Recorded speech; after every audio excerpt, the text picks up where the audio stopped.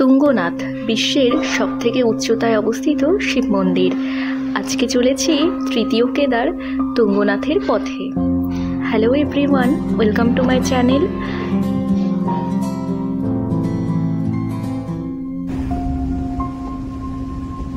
কেদারনাথ থেকে নামার পর আমরা ডাইরেক্ট চলে যাব তুঙ্গনাথের উদ্দেশ্যে। আজকে আমরা নাইট স্টে করব চোপতা ভ্যালিতে।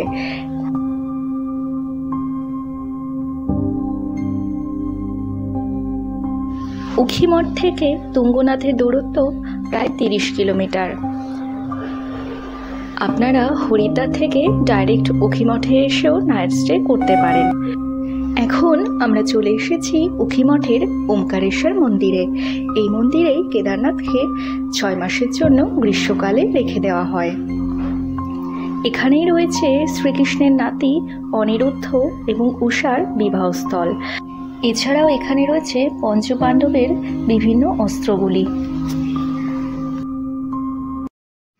এখন আমরা চলেছি চোপতার উদ্দেশ্যে। চোপতাকে কেন বলা হয় বলুন তো মিনি সুইজারল্যান্ড? কারণ দেখুন এখানকার প্রকৃতি কতটাই সুন্দর। ডিসেম্বর জানুয়ারি মাসের দিকে নাকি এই রাস্তাগুলি সম্পূর্ণ বরফে ঢেকে যায়। তখন ভাবুন তো একবার এই রাস্তাটি কেমন দেখতে লাগে। চোপতার মেন মার্কেটের পাশেই আমরা আজকে নাইট স্টে করব। পরের দিন সকাল 6:30টার সময় আমরা তুঙ্গনাথের উদ্দেশ্যে যাত্রা শুরু করলাম। এটিই হলো তুঙ্গনাথের প্রবেশদ্বার। এরপর ট্রেকিং করার জন্য আমরা নিয়ে নিলাম লাঠি। লাঠি আপনাদের ট্রেকিংয়ের সময় অনেক সাহায্য করবে।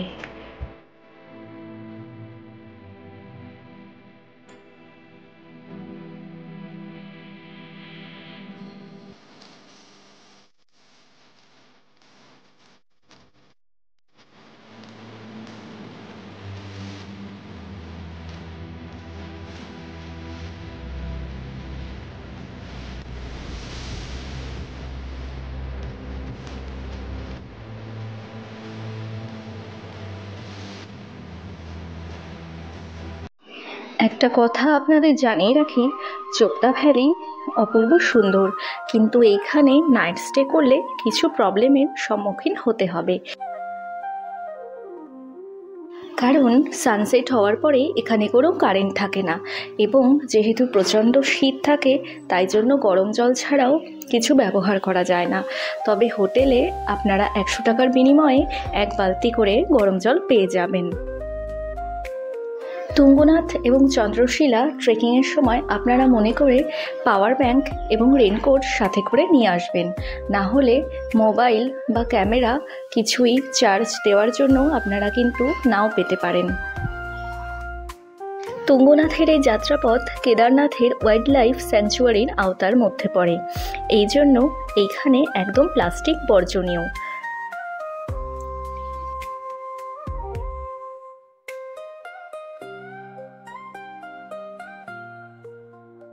এখন তুঙ্গনাথের সবথেকে সুন্দর এই বুগিয়ালটিতে আমরা চলে এসেছি। এই জায়গাটি আমার সব থেকে পছন্দের। সহযাত্রীদের সাথে কথা বলতে বলতে আমরা জানতে পারলাম গতকাল রাত্রে নাকি তুঙ্গনাথে অনেক স্নোফল হয়েছে।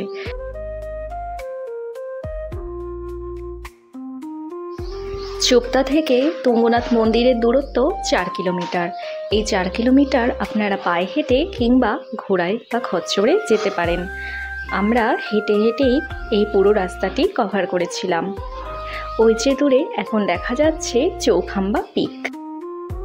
আজকের ওয়েদার এখন কিন্তু খুবই সুন্দর, সেই জন্য কেদার ডোম এবং বিভিন্ন শৃঙ্গগুলি খুব পরিষ্কারভাবেই দূর থেকে বোঝা যাচ্ছে।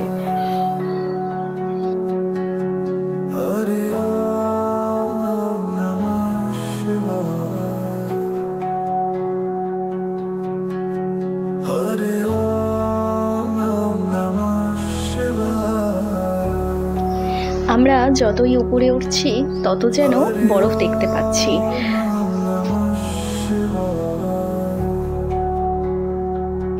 যাওয়ার সময় অল্প অল্প স্নোফলও হচ্ছিল। দেখুন এখন প্রকৃতিটা কত সুন্দর লাগছে।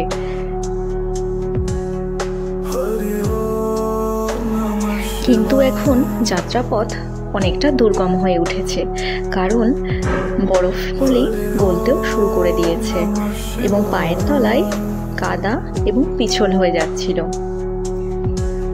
তুঙ্গনাথ যাত্রা যখন এপ্রিল মে মাসের দিকে আপনারা করে থাকবেন, তখন এই যাত্রাপথে এতটা কষ্ট হয়, কারণ তখন একটুও স্নোফল হয় না এবং যাত্রাপথ সহজই হয়ে যায়।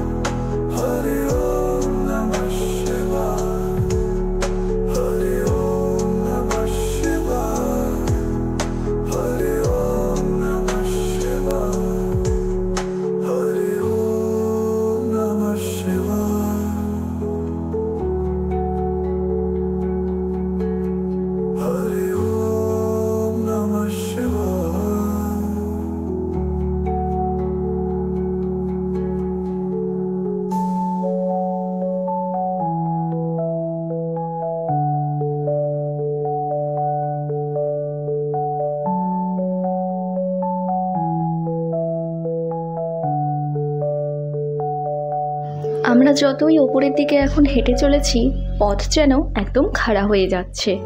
এই জন্যই তুঙ্গনাথ ট্রেকিং অন্যান্য ট্রেকিংয়ের থেকে একটু কঠিন।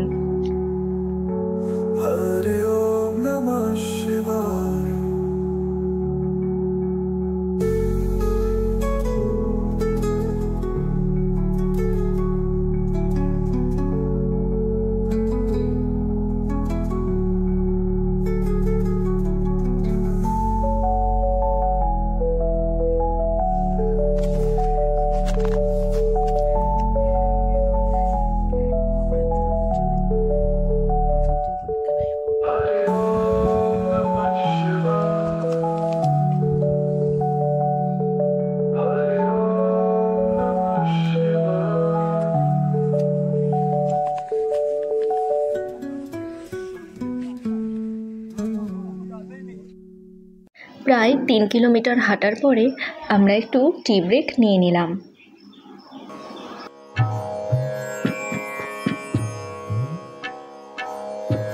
তুঙ্গনাথে না আসলে আমি জানতেই পারতাম না পৃথিবীতে এত সুন্দর জায়গাও থাকতে পারে। আমাকে কেউ যদি জিজ্ঞাসা করে তুমি কি স্বর্গ দেখেছো, তাহলে আমি তাকে উত্তর দেব, হ্যাঁ আমি দেখেছি। অনেক কষ্টের পরে আমরা এখন চলে এসেছি তুঙ্গনাথ মন্দিরের একদম কাছে। ওই যে দূরে দেখা যাচ্ছে মন্দিরের চূড়া। মন্দিরের আশেপাশে অনেক থাকার জায়গাও আছে। আপনারা যারা চন্দ্রশিলা ট্রেকিং করবেন তারা এখানে নাইট স্টে করতে পারেন। যেহেতু এখানে এখন অনেক স্নোফল হয়েছে, তাই আমরা এইবার চন্দ্রশিলা ট্রেকিং করব না, সেটি আমরা পরের বার এসে করব।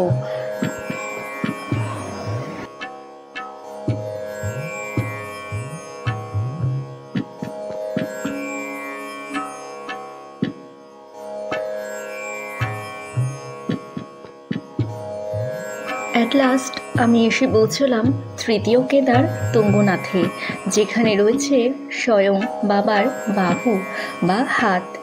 বাবার হাত স্পর্শ করে আমার জীবন যেন ধন্য হয়ে গেল।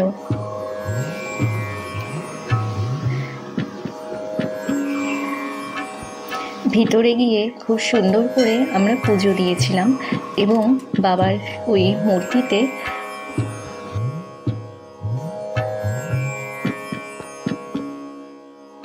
পুরোহিত মশাই আমাদের পুজো খুব সুন্দরভাবে করিয়েছিলেন। এই বরফ গলা জল দিয়েই আমরা বাবার অভিষেক করেছিলাম।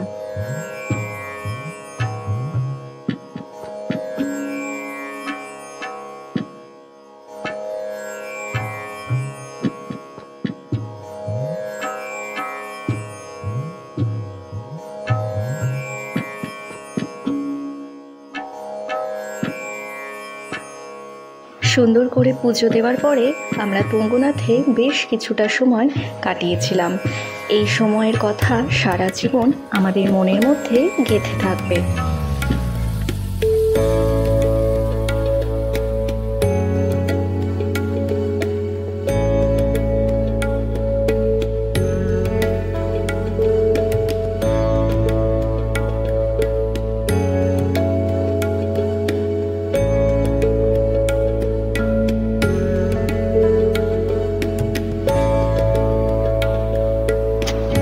আমার এই ভিডিও আপনাদের কেমন লেগেছে সেটা আপনারা কমেন্টে জানাবেন, এবং আমার ভিডিওটি যদি ভালো লেগে থাকে তাহলে আমার চ্যানেলটি সাবস্ক্রাইব করে চ্যানেলের পাশে থাকবেন।